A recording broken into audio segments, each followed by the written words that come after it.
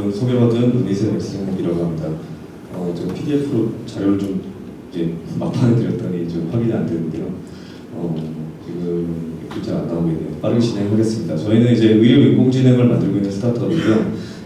의료에 좀 집중을 한다기보다는 오늘 발표는 그냥 인공지능 업계 전반에 좀 따끈따끈한 소식들을 5분 안에 빠르게 요약을 해서 드리도록 하겠습니다. 다음 슬라이드로 가주세요. 예, 일단 AI라고 하면 굉장히 무시무시한 얘기라거나 아니면 영어 허에 나오는 되게 친근한 AI 생각하시는데요. 지금 산업계에서 지금 적용이 되고 있는 AI는 그렇게까지 수준에 올라온 건 아닙니다. 그래서 그 영화에 나오는 그런 것들을 이제 완전 사람이랑 똑같은 AI라고 해서 스트롱 AI라고 하고요.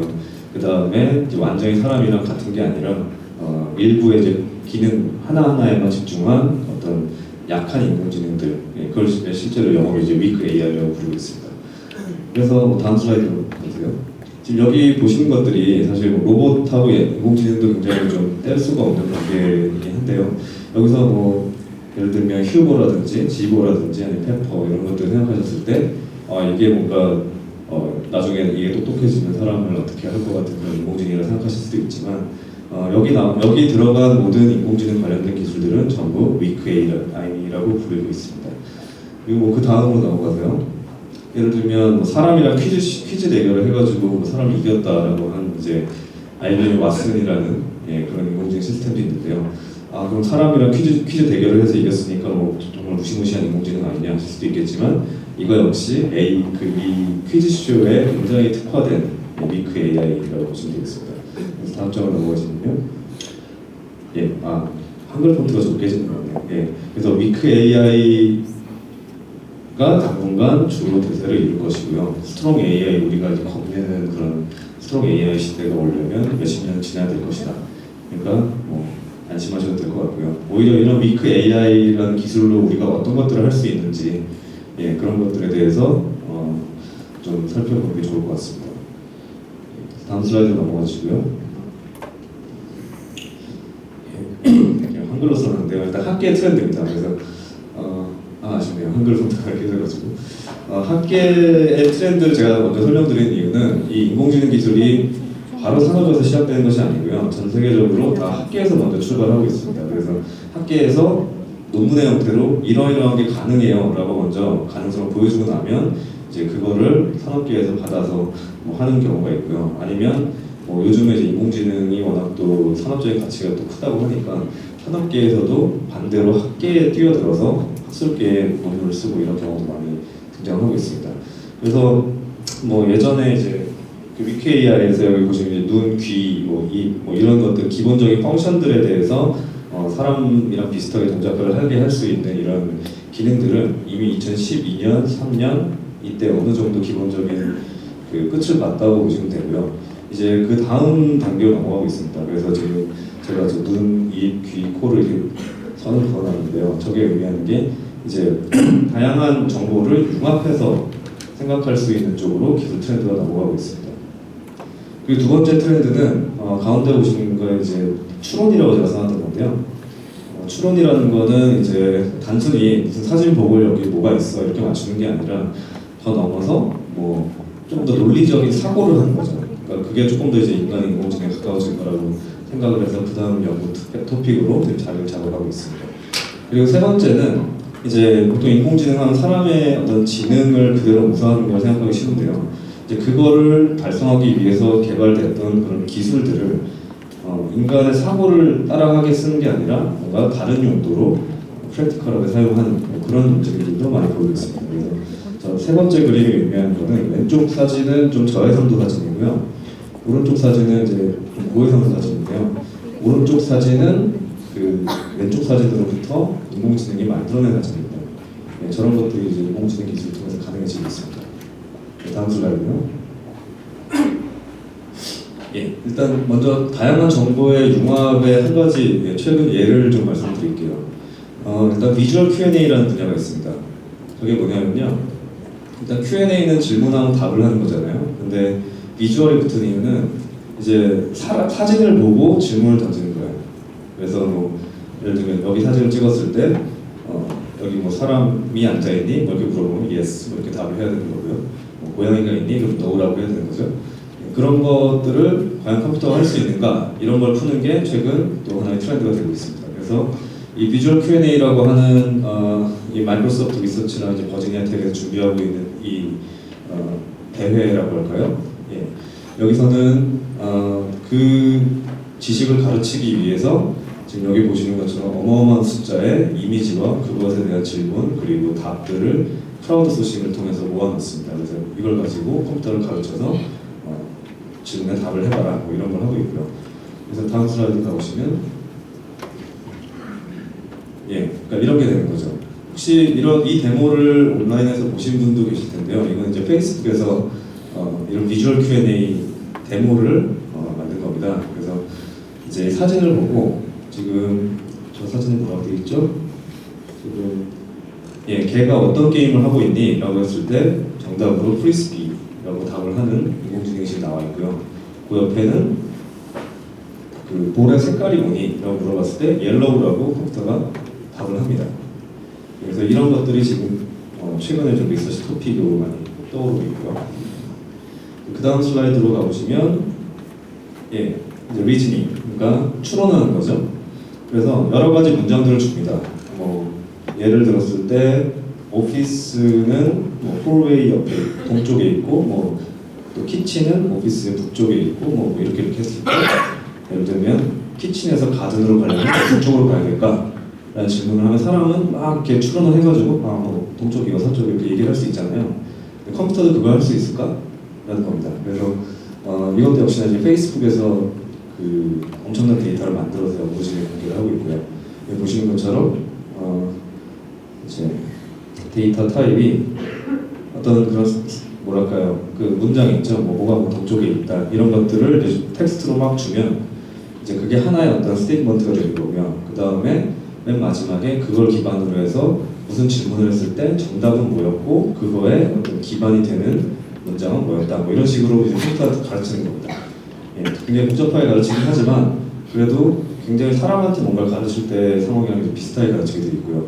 그래서 예를 들면 밑에 있는 것처럼 주는 거죠. 메리가 베스룸으로 옮겼다. 존이 홀웨이로 갔다. 메리는 어디니? 베스룸이 정답이다. 그 근거는 문장 1번이다. 뭐 이렇게 주는 거예요. 그러니까 이런 게 또 데이터를 엄청 많이 쌓아놓고 컴퓨터를 가르치게 됩니다. 다음 사진을 보시면요. 이제 이런 것들을 할 수 있는 거예요. 보시면 사람도 굉장히 복잡하게 생각을 해야 되는 건데 이제 이런 걸 할 수 있습니다. 그다음 이제 세 번째 예로 또 가볼게요.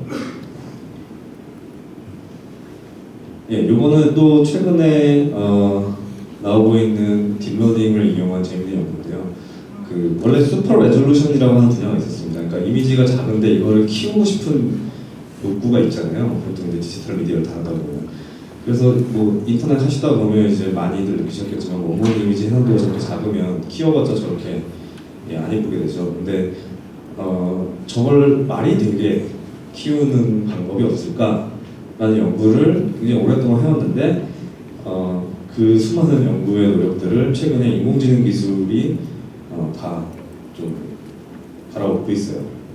그래서 다음 슬라이드를 보시면 지금 작은 이미지의 아주 일부분에서 이미지를 키워나가는 겁니다. 근데 저 키워나가는 방식이 인공지능이 동작하는 방식이랑 굉장히 비슷해요. 그러니까 컴퓨터한테 가르칠 때는 큰 이미지에서 시작해서 점점 줄여가면서 원래 이렇게 컸던 게 이 작은 거에서 온 거야 라는 이그잼플들을 여러 개 보여주면 이제 컴퓨터가 대략 판단을 하는 거예요. 이렇게 생긴 거는 확률적으로 2배 키웠을 때 이런 모양이 될 거야. 그러니까 단순히 바이큐빅 이런 식으로 기존의 어떤 산술적인 알고리즘 써서 이미지를 키우는 게 아니고요. 수많은 예제를 통해서 인공지능을 가르친 다음에 인공지능 기반으로 이미지를 키우는 겁니다. 그렇게 했을 때 이제 여기 보시는 것처럼 지금 오른쪽에 보시는 사진에서 맨 왼쪽 사진에 그 확대된 게 정답이고요. 그 가운데 이제 좀 흐물흐물한 것들이 다 그 기존의 다른 방식으로 이미지를 키운 거라면 맨 오른쪽에 있는 게 이제 딥러닝 알고리즘으로 키운 겁니다. 그러니까 거의 원본이랑 비슷한 사진으로 지금 바꾸가 되죠. 그 밑에 것도 마찬가지고요. 다음 슬라이드로 넘어가시고요. 예, 그래서 이제 이런 좀 기존의 인공지능에서 우리가 생각했던 뭐 사진 보고 그냥 뭐다 맞추는 이런 걸 넘어서 훨씬 복잡한 것들을 하고 있는데요. 한 가지 더 트렌드를 해서 저희가 좀 제가 느끼고 있는 걸 좀 말씀드리면 이 발전 속도가 말도 안 되게 빠릅니다.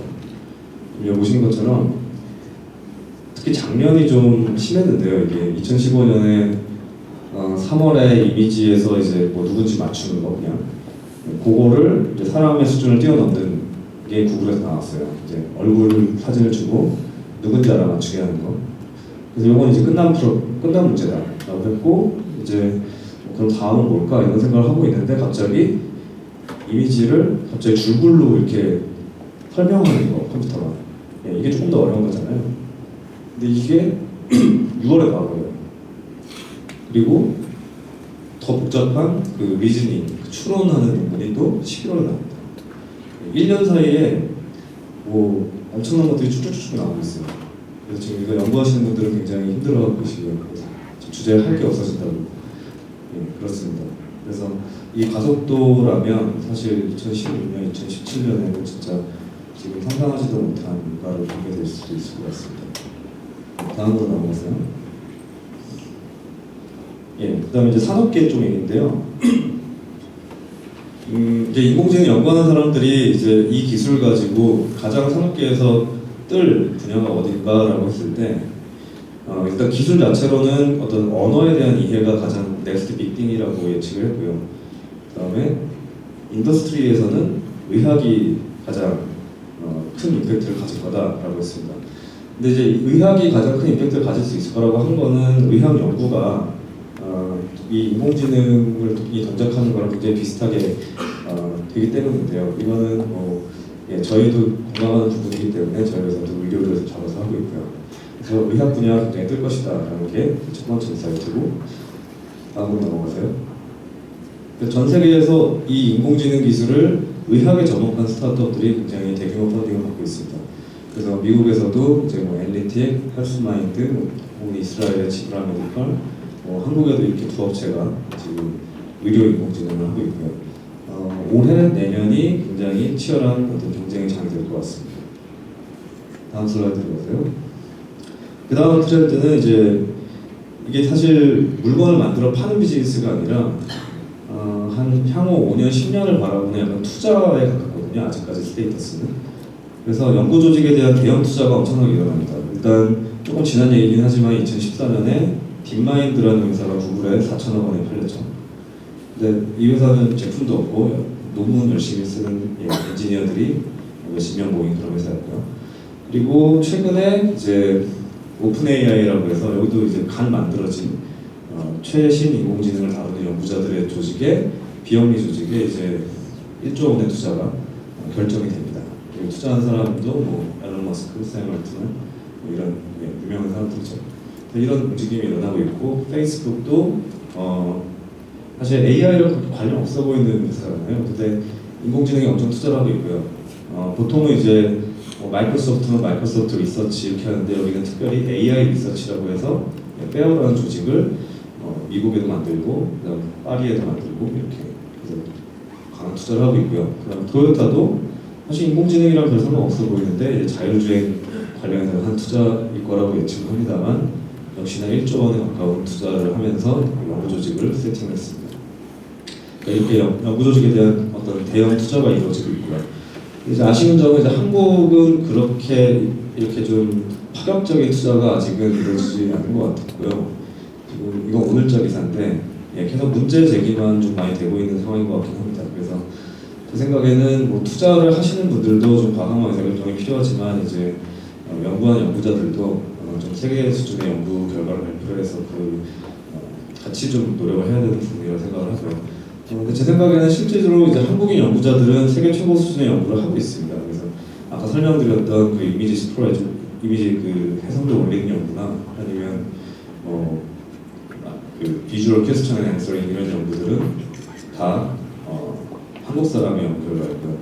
그런 사람들이 전 세계에 흩어져 있을 뿐이지 한국 사람들도 연구 굉장히 잘합니다. 그래서 우리도 좀 더 열심히 해서 이 다가오는 물결에 잘 대비를 했으면 좋겠습니다.